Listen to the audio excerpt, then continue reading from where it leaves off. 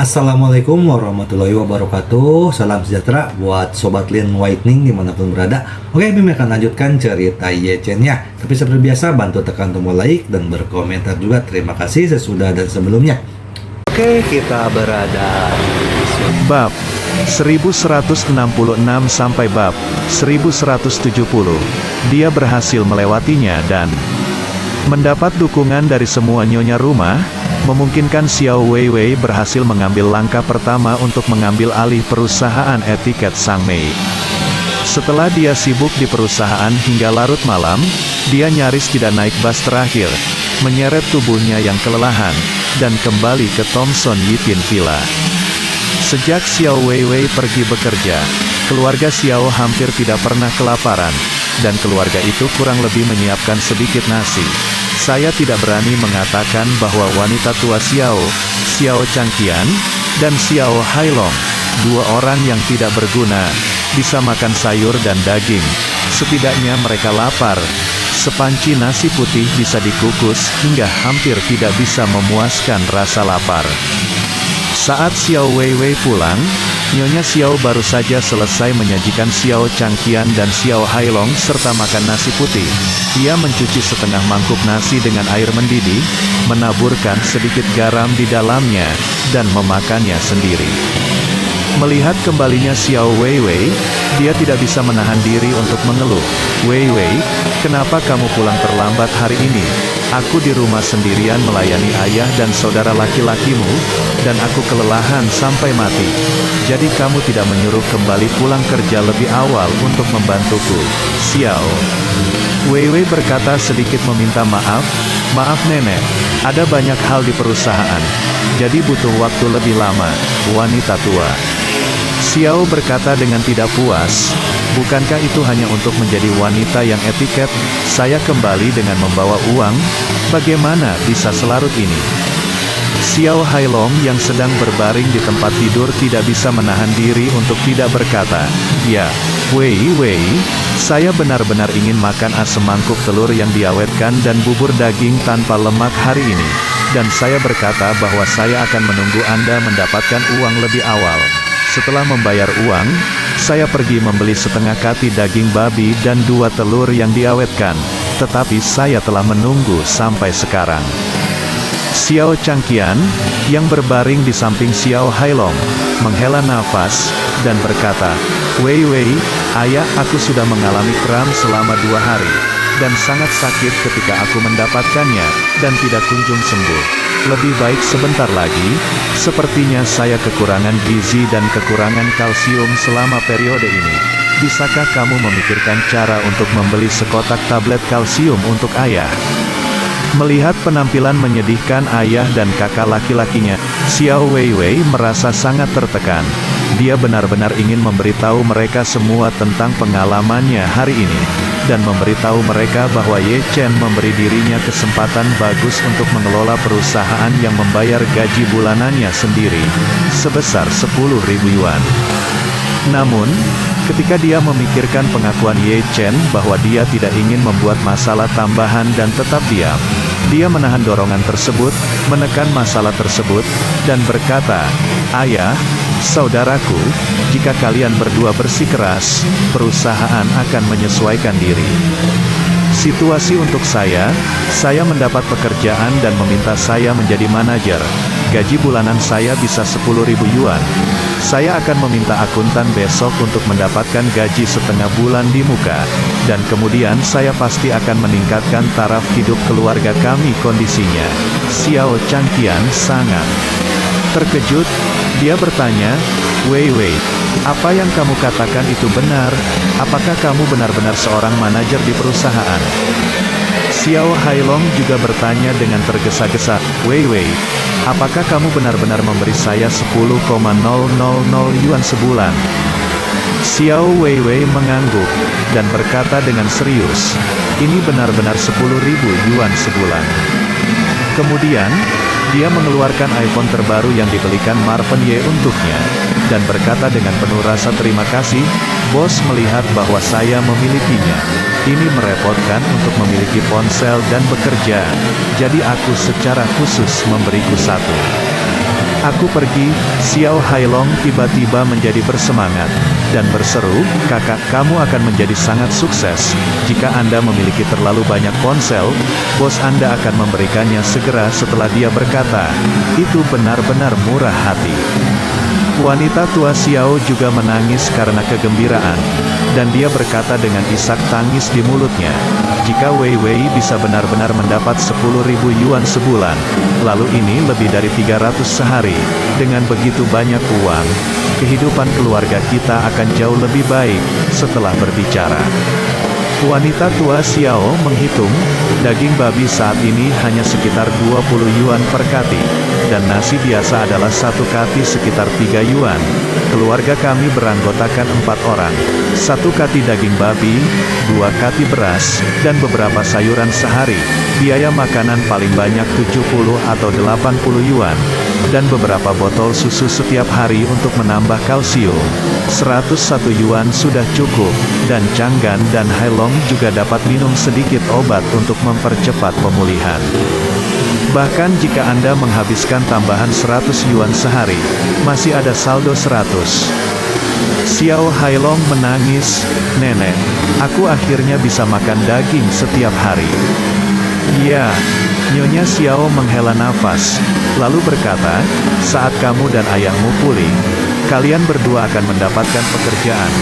Aku tidak berani berharap menghasilkan banyak uang, tapi kalian berdua, satu penghasilan 5 atau 6.000 sebulan selalu lebih dari cukup, dan ketika saatnya tiba, keluarga kami akan memiliki penghasilan 15 atau 6.000 sebulan, dan pada hari itu, kami akan dapat bertahan hidup. Xiao Weiwei merasa sangat melankolis ketika dia mendengar ini. Dia berpikir dalam hati, keluarga Xiao di masa lalu tidak berani mengatakan bahwa mereka kaya, tapi setidaknya mereka memiliki aset puluhan juta atau bahkan ratusan juta. Saat itu, keluarga harus melakukannya makan selama sebulan, kehilangan uang cepat puluhan ribu atau bahkan lebih. Tetapi semua orang tidak puas saat itu, selalu merasa hidup tidak cukup baik, dan mencoba segala cara untuk memanjat naga dan burung phoenix.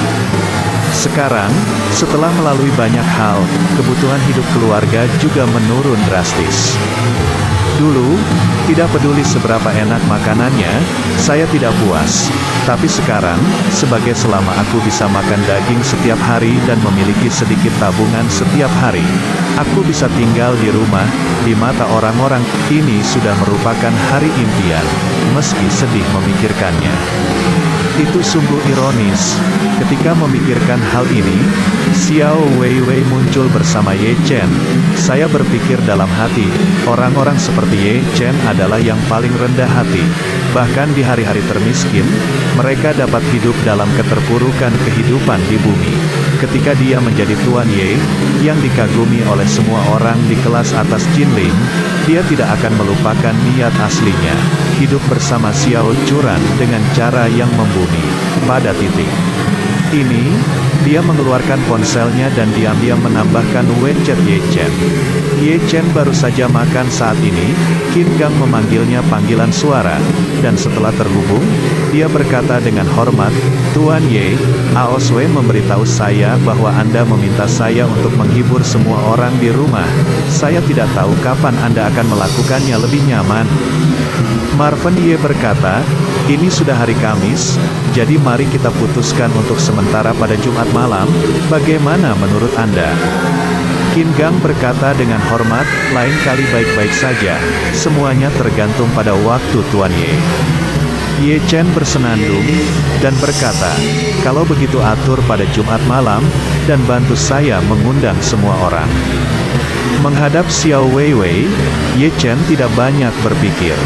Awalnya, saya hanya ingin membantunya, memberinya sejumlah uang, dan membiarkan dia menyelesaikan kesulitan saat ini karena pertobatannya yang tulus. Tetapi setelah mengetahui bahwa dia diintimidasi, dan bahwa Liu Zhonghui serta Chen Xiaofei terlalu banyak melakukan intimidasi. Ye Chen kurang lebih memiliki beberapa ide untuk menghilangkan kerugian bagi masyarakat.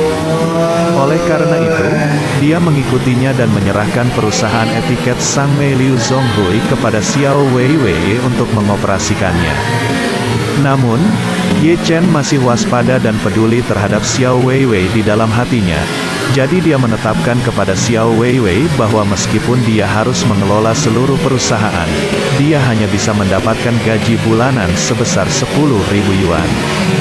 Alasan melakukan hal ini adalah untuk membatasi pendapatan dan haknya, dan membiarkannya melakukan sesuatu dengan damai, bukannya menghilang secara tiba-tiba. Xiao Weiwei tidak terlalu memikirkannya. Ye Chen dapat membantunya sampai saat ini. Dia sudah sangat puas jauh di lubuk hatinya. Yang dia inginkan saat ini hanyalah bekerja keras dan melakukan pekerjaan dengan baik di perusahaan etiket Sangmei. Berpegang pada gagasan bahwa satu hal lebih buruk daripada satu hal lebih sedikit, Ye Chen tidak memberitahu istrinya Xiao Churan tentang hal itu. Apalagi Xiao Churan memang terlalu sibuk akhir-akhir ini. Setelah makan ia langsung pergi ke ruang belajar untuk melanjutkan bekerja, tanpa berani menunda sedikit pun. Xiao Churan telah mulai mempersiapkan pekerjaan penawaran dekorasi Hotel Bintang 6 Grup M Grand. Dia sedang dalam tahap peningkatan karirnya, dan dia sangat ambisius. Dalam kata-katanya, dia sekarang secara khusus berharap untuk berbagi dukungan untuk Ye Beban Chen. Melihat istrinya bekerja lembur sepulang kerja, Ye Chen merasa sedikit tertekan. Jadi, dia mencuci beberapa buah dan membawanya ke atas menuju ruang kerja.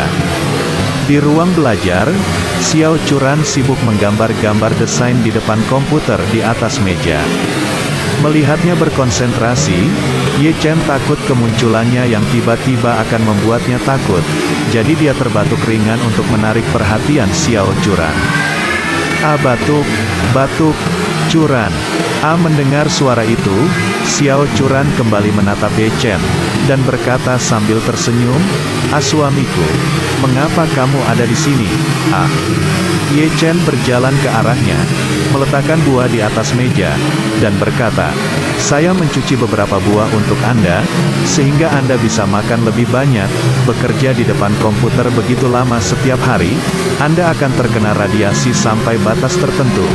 Makan lebih banyak buah untuk menambah vitamin dapat mengurangi bahaya radiasi.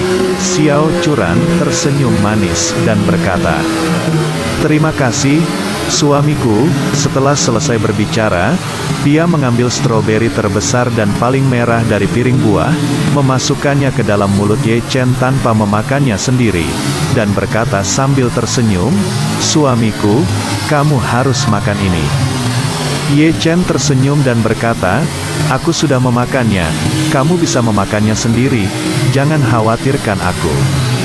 Xiao Churan berpura-pura marah dan berkata, jika kamu tidak memakannya, maka aku juga tidak akan memakannya. Setelah selesai berbicara, dia bergumam dengan marah, kamu bahkan tidak memakannya ketika sudah dikirim ke mulutmu, itu terlalu menyakitkan. Ye Chen membuka mulutnya dengan cepat ketika dia mendengar ini, dan memasukkan stroberi bersama dengan Xiao Churan. Dia menelan kedua jarinya ke dalam mulutnya. Tidak hanya itu, tapi juga dengan sengaja menggunakan sedikit tenaga untuk menggigit jarinya. Ups, Xiao Churan berteriak. Baru kemudian dia menyadari bahwa Ye Chen tiba-tiba menyerang dirinya sendiri. Dia buru-buru berpura-pura ketakutan dan berkata, saya berbaik hati memberi makan anak anjing itu, tetapi digigit oleh anak anjing itu. Anak anjing. Ye Chen membuka mulutnya, dan sambil makan stroberi, dia berkata dengan samar, oke, jika kamu mengatakan bahwa suamimu adalah anak anjing, lalu siapa kamu, Xiao Churan? Mendengus dengan arogan, dan berkata, aku itu dia. Siapa yang memberi makan anak anjing itu? Tentu saja pemilik anak anjing itu. Ye Chen berkata sambil tersenyum, jika saya anak anjing, maka Anda akan menjadi tulang di mulut saya. Ye Chen sangat berterima kasih kepada Xiao Churan atas kenyataan bahwa dia tidak pernah membenci latar belakangnya selama bertahun-tahun pernikahannya. Lagi pula, Sutra gantung yang orang tuanya meninggal pada usia 8 tahun, dibesarkan di panti asuhan, hanya memiliki ijazah sekolah menengah atas yang diakui negara, dan tidak memiliki apa-apa, hampir tidak punya uang, pasti tidak dianggap sebagai pernikahan berkualitas tinggi dimanapun, objek.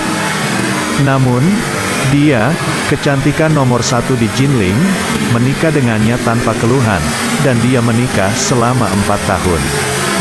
Dalam 4 tahun terakhir, banyak orang yang menyemangati dan memaksanya untuk menceraikan dirinya sendiri, namun dia tidak pernah goyah sedikitpun. Mulai saat ini saja, Ye Chen sangat berterima kasih padanya.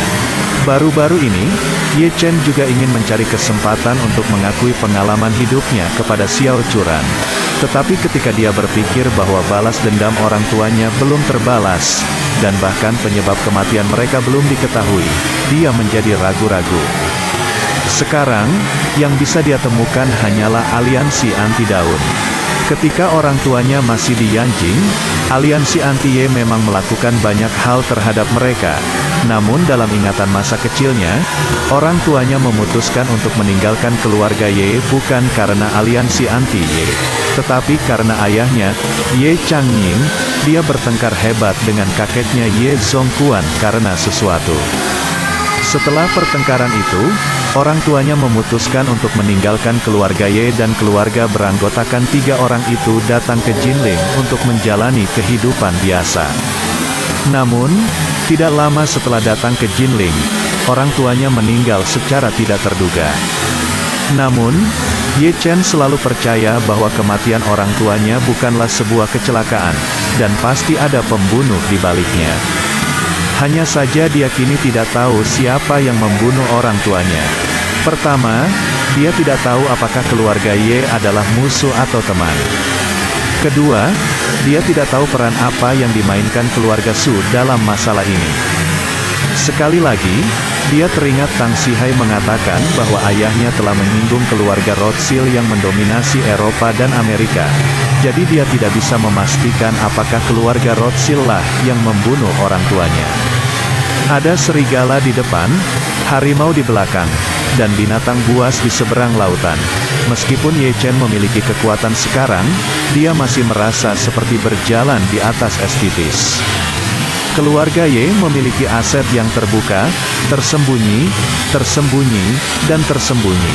Jumlah semua jenis aset setidaknya triliunan keluarga. Su tidak hanya memiliki aset lebih banyak daripada keluarga Ye, tetapi juga memiliki kekuatan keseluruhan yang lebih kuat daripada keluarga Ye. Meskipun akhir-akhir ini mereka mengalami kemunduran yang serius, namun tetap tidak bisa dianggap remeh. Triliunan RMB mungkin terdengar seperti fantasi, namun kenyataannya, melihat dunia, aset keluarga senilai triliunan RMB bukanlah apa-apa.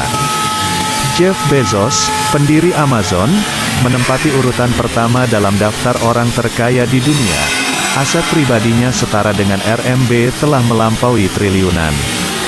Apalagi ini hanya permukaan saja, tidak ada orang kaya yang mengumumkan seluruh hartanya, yang diumumkan seringkali hanya puncak gunung es. Adapun keluarga raksasa Rothschild sudah bisa disebut sebagai negara kaya raya. Selama 1 abad terakhir, terdapat banyak sekali rumor tentang keluarga Rothschild di Eropa dan Amerika Utara.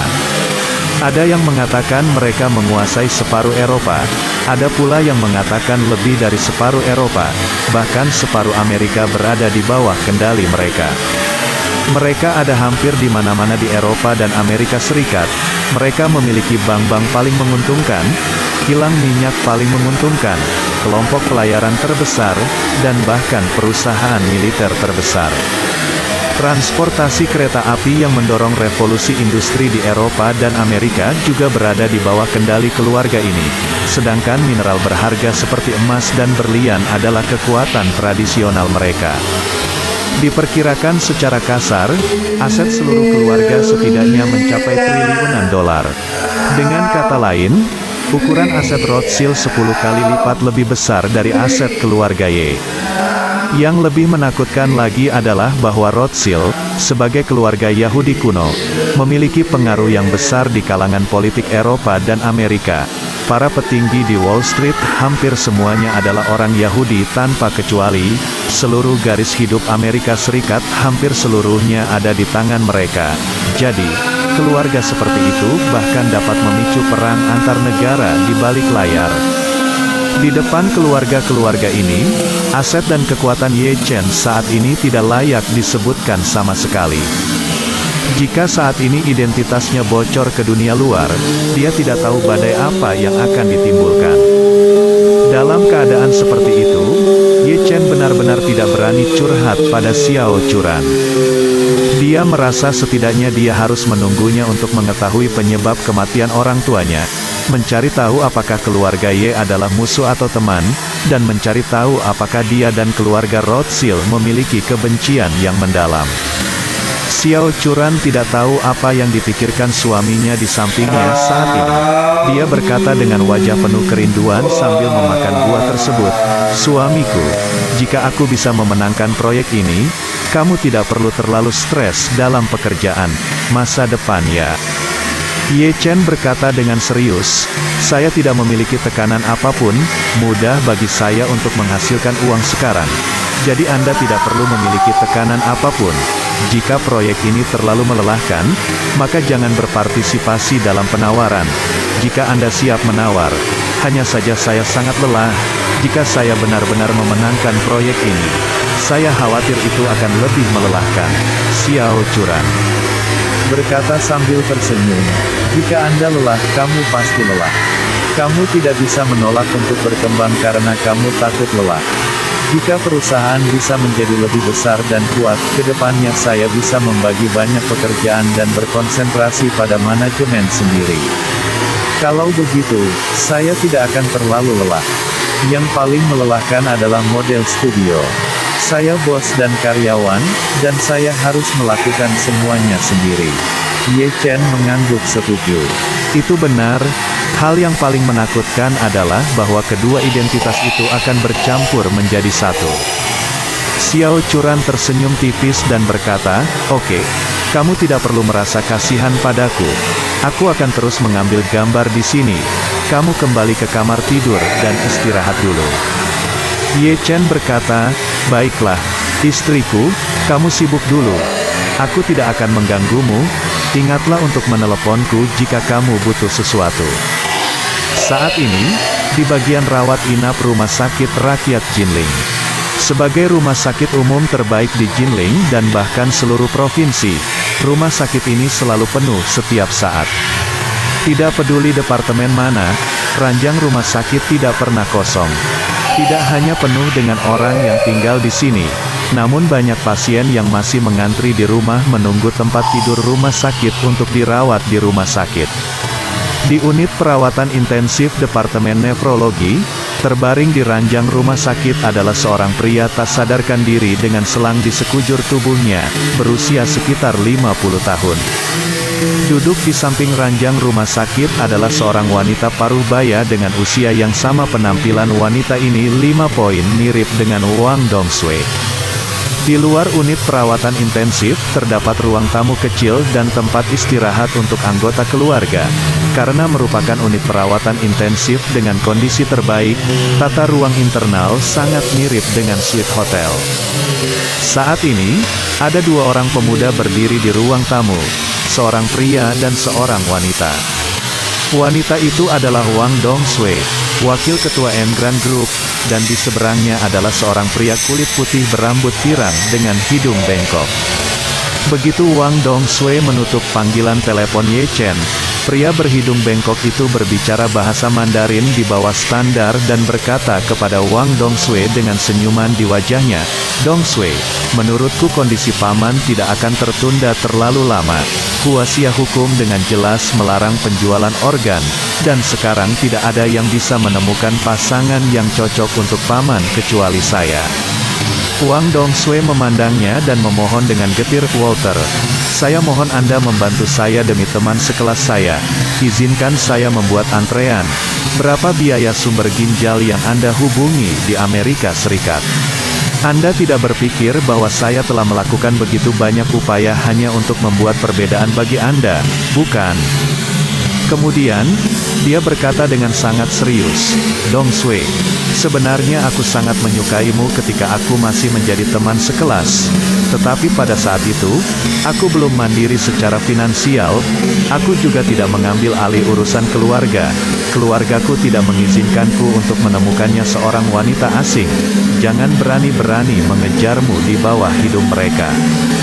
Berbicara tentang ini, dia tertawa dan berkata dengan bangga, hahaha, tapi sekarang aku sudah menikah, dan aku baru saja dikirim ke Huaxia untuk bertanggung jawab atas urusan Huaxia. Mereka tidak akan bisa mengendalikan saya lagi. Selain itu, keluarga sangat bertekad untuk memasuki pasar Huaxia kali ini, dan saya mungkin tinggal di Tiongkok setidaknya selama 10 tahun. Wang Dongsui mengerutkan kening dan bertanya padanya, Walter, apa sebenarnya yang ingin kamu katakan? Walter menutupi dadanya, berpura-pura patah hati dan berkata, Dongsui, jika aku tidak bisa mendapatkanmu dalam 10 tahun ke depan, betapa kesepian dan kesepiannya aku. Wang Dongsui berkata dengan dingin, Walter, demi teman sekelas kita, saya mohon Anda menunjukkan rasa hormat. Walter tersenyum sembrono dan berkata, maaf, saya hanya ingin langsung ke pokok permasalahan. Dong Sui, sebagai selama kamu bersedia keluar dari Emgrand Group, bergabung dengan perusahaanku, dan menjadi wakil ketua sekaligus kekasihku, maka aku akan segera mengirimkan sumber ginjalnya kepadamu dengan jet pribadiku. Jika kamu berjanji padaku hari ini, Paman akan mampu melakukannya. Besok, diganti dengan ginjal baru, bagaimana menurutmu? Kamu tidak tahu malu. Wang Dongsui mengertakkan gigi dan berkata dengan marah, Walter, apa bedanya kamu dan memanfaatkan api? Dan kamu sudah melakukannya menikah dan punya anak? Kamu melakukan ini apakah kamu layak untuk istri dan anakmu? Walter mengerutkan bibirnya dan berkata dengan acuh tak acuh, bagi orang seperti saya, pernikahan hanya untuk memenuhi misi keluarga. Saya akan menikah dengan siapapun yang diminta keluarga saya menikahlah. Selama aku menikahi mereka, mereka membiarkanku menikah. Mereka tidak akan mengganggu kehidupan pribadiku lagi. Setelah itu, dia tertawa dengan acuh tak acuh dan berkata, sedangkan untuk anak-anak, tidak masalah. Mereka masih muda. Ketika mereka besar nanti, saya juga akan membiarkan mereka menyadari bahwa uang lebih penting dari apapun. Dan kemudian mereka akan mengerti siapa saya sekarang. Begitu suara itu turun, Walter memikirkan sesuatu lagi, dan buru-buru berkata, oh, ngomong-ngomong, kalau kamu jadi kekasihku, kamu juga akan melahirkan aku. Lagi pula, aku biasanya tidak suka tindakan kontrasepsi apapun. Lagi pula, aku selalu ingin sayang sekali punya anak berdarah campuran. Tapi tradisi keluarga selalu mensyaratkan darah murni. Itu sungguh merepotkan. Pada titik ini, Walter tertawa dan berkata dengan bangga, tapi, jika itu adalah anak haram, itu tidak melibatkan warisan. Sejauh menyangkut harta keluarga, mereka akan menutup mata dan menutup satu mata, dan tidak akan mengejar terlalu banyak. Wang Dongsui meraung dengan marah, Walter, aku sungguh tidak menyangka kamu adalah binatang yang tidak tahu malu. Walter tertawa dan berkata, ayo Dongsui, semua orang sudah dewasa. Rasa malu bukanlah apa-apa. Lihatlah orang-orang yang berbicara tentang kebajikan dan moralitas setiap hari. Mana yang tidak penuh dengan perampok laki-laki dan pelacur perempuan. Jika Anda mengikuti saya, ayo saya bekerja di perusahaan saya.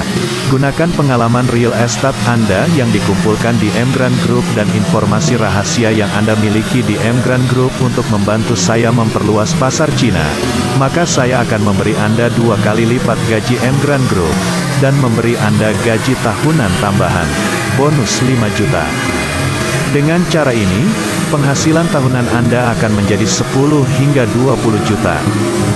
Jika Anda dapat membantu saya diam-diam melubangi milik Emgrand Group dan izinkan saya membayar kurang dari 50 miliar aneks Emgrand Group, maka saya akan memberi Anda 100 juta sekaligus. Ada yang lebih baik lagi, jika saatnya tiba, kedua kantor kita hanya akan dipisahkan oleh tembok, lalu kita bisa diam-diam membuka dua ruangan dan membuat pintu rahasia bersama, membuat satu set lemari di luar pintu rahasia, dan Anda bisa pergi ke kantor pihak lain tanpa ada yang menyadarinya. Dengan cara ini, saya bisa menyelinap ke kantormu kapan saja selama jam kerja dan habiskan kegembiraan ikan dan air bersamamu. Sungguh hal yang sempurna. Tidakkah kamu merasa tergoda? Wang Dongsui mundur selangkah, melewati Walter, pergi ke pintu kamar dan membukanya. Dengan marah berkata, Walter, aku tidak ingin melihatmu. Tolong keluar dari sini. Walter mencibir dan berkata, Dongsui, biarkan aku pergi, aku bisa pergi kapan saja. Tapi ayahmu, sepertinya kamu tidak bisa bertahan terlalu lama. Jadi aku menyarankan kamu untuk mempertimbangkan kondisiku dengan hati-hati. Pada saat ini, pintu ruang dalam dibuka dengan lembut. Seorang wanita parubaya keluar dan bertanya padanya, Dongsui, apakah Walter sudah pergi? Wanita ini adalah ibu Wang Dongsui, Sun Yufang. Wang Dongsui buru-buru menyeka air matanya, berbalik untuk melihat wanita itu, mengangguk dan berkata, Ayah, Bu, dia sudah pergi. Setelah berbicara, dia buru-buru bertanya, Bu, bagaimana kabar ayah? Sun Yufang menghela nafas, nada suaranya, masih sama, aku belum bangun. Dia melihat Wang Dongsui baru saja menangis. Jadi dia bergegas ke depan dan bertanya dengan prihatin, Dongsui, kenapa kamu menangis? Apa yang dikatakan Walter itu padamu? Katanya, apakah kamu sudah menemukan sumber ginjal untuk ayahmu? Apa yang akan kamu katakan nanti? Wang Dongsui menghela napas dan berkata dengan suara rendah, saya telah menemukan sumber ginjal, tetapi yang dia maksud adalah saya ingin bekerja untuknya dan pada saat yang sama menjadi kekasihnya. Apa? Mata Sun Yufang langsung melebar, dan dia berseru, bukankah orang ini adalah teman lamamu? Bagaimana dia bisa begitu tak tahu malu? Wang Dongsui sangat tidak berdaya berkata, saya tidak menyangka dia akan menjadi seperti ini beberapa tahun setelah lulus. Sun Yufang buru-buru berkata, tidak bisakah kita memberinya lebih banyak uang? Jika sumber ginjalnya 2 juta, ayo beri dia 4 juta, atau 6 juta, selama dia dapat membantu menemukan sumber ginjal dan memastikan ayahmu dapat mentransplantasikannya tepat waktu. Kami akan bersedia menjual setrika dari pot. Wang Dongsui menggelengkan kepalanya dan berkata dengan serius, ayah Walter ini adalah seorang real estate yang relatif terkenal di Amerika Serikat, Taiwan. Keluarganya sangat berkuasa, dan asetnya harus puluhan miliar dolar. Bagaimana dia bisa menghargai sedikit uang kita? Sun Yufang menangis terseduh-seduh, dan berkata tanpa daya, lalu apa yang harus aku lakukan? Darah reh negatif ayahmu awalnya adalah darah panda yang hanya ada satu di antara ratusan ribu orang. Aku ingin menemukannya, orang dengan golongan darah yang sama sangat jarang, dan bahkan lebih sulit lagi menemukan seseorang dengan golongan darah yang sama dengannya, yang organ-organnya berhasil dicocokkan, dan bersedia mendonor. Dia berkata sambil menghela nafas panjang, sambil menangis, dia berkata, kata dokter, dokter mengatakan kondisi ayahmu saat ini bisa bertahan hingga 3 bulan. Jika dia tidak dapat menemukan sumber ginjal, Daluo Jinxian tidak akan bisa menyelamatkannya. Ekspresi Wang Dongsui sakit sekali. Dia mengangguk dan berkata, Bu, jangan menangis, beri aku waktu untuk mencari sumber ginjal. Sun Yufang tidak bisa menyembunyikan kegelisahannya. Sambil terisak, dokter berkata, kondisi fisik ayahmu, di paling banyak, kita bisa menunggu 20 hari lagi. Jika sumber ginjal tidak dapat diatasi dalam waktu 20 hari, bahkan jika sumber ginjal ditemukan pada saat itu, dia tidak akan dapat menjalani operasi karena kondisi fisiknya. Wang Dongsui mengangguk, dengan serius berkata, "Bu, jangan khawatir, saya akan mencoba yang terbaik untuk menemukan solusi." Sun Yufang mengangguk sedikit, dan seluruh orang sudah menangis. Pada saat ini, Wang Dongsui berkata dengan lembut, "Bu, kamu tinggal di sini dan jaga ayah sebentar. Aku akan keluar untuk mencari udara segar." "Oke, kamu pergi." Wang Dongsui keluar dari bangsal dan langsung menuju ke lantai bawah bagian rawat inap halaman rumah sakit. Sekarang sudah malam, dan cuacanya relatif dingin, sehingga hanya ada sedikit orang di halaman. Dia mengeluarkan sebungkus rokok wanita dari sakunya, mengeluarkan satu dan memasukkannya ke dalam mulutnya. Lalu mengeluarkan korek api, menekannya beberapa kali dengan cemas, lalu menyalakan apinya, lalu menyalakan rokoknya. Dengan latar belakang kobaran api, wajahnya sangat jelek. Rokoknya dinyalakan, Wang Dongsui menggigit ujung rokoknya dengan bibir merah terangnya, dan menghisapnya dalam-dalam. Daerah sekitarnya sangat sunyi, dan bahkan suara unik tembakau yang dinyalakan pun bisa terdengar. Wang Dongsui jarang merokok, dia juga tidak suka merokok, tetapi karena dia telah bekerja sangat keras, dia sering merasa lelah dan kesal. Merokok pada saat ini dapat memberinya kelegaan. Asap keluar dari lubang hidungnya yang indah, merasakan rangsangan nikotin di otaknya. Wang Dongsui menitikkan 2 baris air mata tanpa sadar. Dalam benaknya, apa yang dikatakan ibunya barusan terngiang berulang kali. Masa jendela yang tersisa bagi ayah saya untuk menjalani transplantasi organ hanya 20 hari. Jika sumber ginjal yang cocok tidak dapat ditemukan dalam 20 hari ini, fungsi fisik ayah saya akan memasuki tahap akhir penurunan. Dalam hal ini, tubuhnya akan menjadi sangat lemah sehingga dia bahkan tidak mampu mendukung obat anestesi untuk operasi, apalagi menjalani operasi transplantasi organ besar. Situasi ini sangat mirip dengan beberapa pasien lanjut usia dengan kanker stadium akhir. Dapat diringkas dalam 12 kata, tubuh sangat lemah dan kondisinya sangat serius. Operasi, tubuh tidak dapat menahannya.